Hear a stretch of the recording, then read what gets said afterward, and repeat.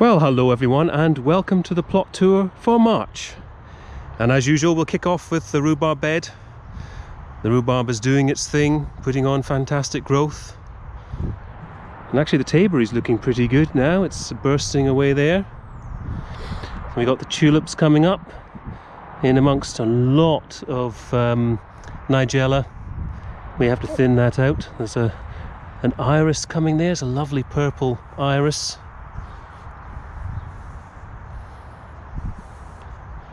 Sadly, I think the alströmerias in the Versailles planters have succumbed to the cold winter, but that's just a planting opportunity. So I've been tidying up the strawberries. That Cambridge favourite at the back there have provided quite a few runners, which I've placed elsewhere. And this bed has got its residues breaking down. That's going to have courgettes in it this year. Just a couple of big plants taking up the space. And here we are with the berry bushes. This is the blackcurrant and a gooseberry to the side and another gooseberry and blackcurrant over there. Interestingly, the blackcurrant and gooseberry beside the communal path are a little bit behind the other ones.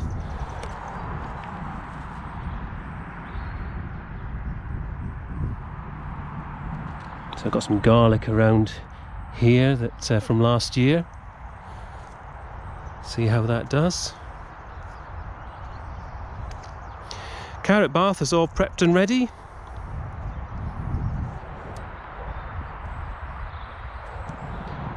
And the blueberries are budding up nicely. Chilean guava got its autumnal colours still, but I'm hoping that's okay. So the potato area, that's all laid out pretty much for the potatoes. Last month's video, this was all sort of where the troughs of spring bulbs were netted over. They're now out across the plot. There's one of the pots there with daffodils inside. So this is the bed where we're going to have the bean wigwams, the runner beans. We've got some garlic in here.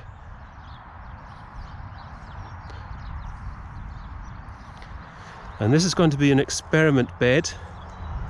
I'll be doing an extra video where I talk about how we've not put any bought compost on the plot for 5 years, and this is sort of part and parcel of that. That's going to be a continuation of keeping it so we're working more with the existing soil and putting on more and more.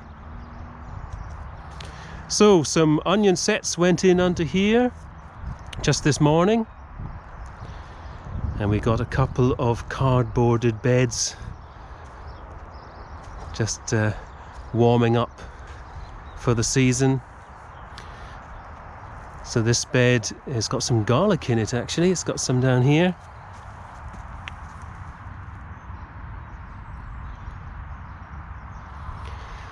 So the peach has started almost blossoming in little areas. I don't think it was overly happy about the cold weather. Whether we'll actually get any fruit from it, I'm not sure. Snowdrops have finished. Nearly. So the cherry tree, not a lot of action going on there, just the buds filling out. And the tulips coming on in front of the shed. So these are the most established daffodils on the plot, so they're up quite early and they'll be finished by the next plot tour.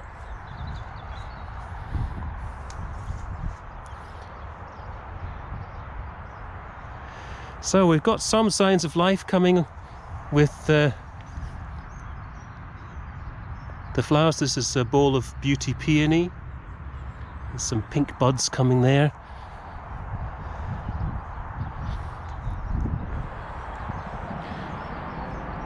There's another blueberry which I managed to save last year. It was pegging out and I put it back into a smaller pot, which they prefer.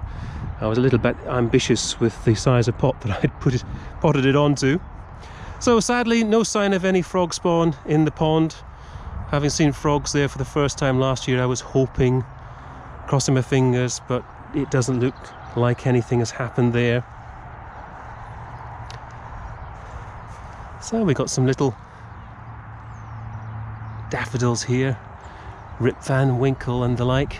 Some hyacinths that are multiplying and doing their thing as fast as they can before the comfrey comes up over there in the corner and smothers them. Got some blossom on the rosemary, helping out those early pollinators. Tulips are coming up in the planters on either side of the rose arch. And this is Gertrude Jekyll rose, which seems to be doing quite well. It's finally high enough for me to put the planter back in front of it, and hopefully it will climb up over the archway. Regular viewers will be fed up with me saying yes, the pluot is covered in blossom still, and I'm fairly certain that this is going to be the Glencoe raspberry. I'm hoping that we will find out when the fruit comes out, and if it's quite a dark, almost black colour, then that's the one. So it's in amongst the polka, the autumn variety. And here the super column plums. There's signs of bursting buds there. So all the parsnips are out now.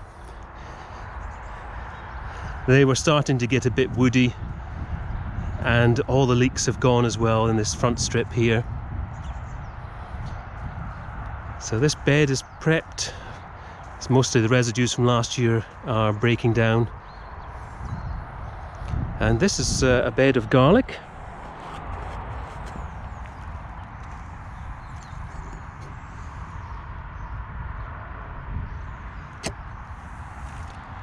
There's a shot for Mrs. Soil and Toil. She does like to see the garlic and how it's doing. So this has been newly sown today. It's got some garlic from last year in it, but all the cabbages and remnants of the Brussels sprouts have come out. We've got some beetroot in there. So I'm really pleased with how well the tulips are doing around the orchard bed here. Hoping that's going to put on quite a display. And we've got some super buds coming on the pear tree there. Victoria plum, it's not far off, bursting into blossom. Popped some shallots down in the front there. I'm hoping the pinks that will come back. They're looking a little bit untidy at the moment.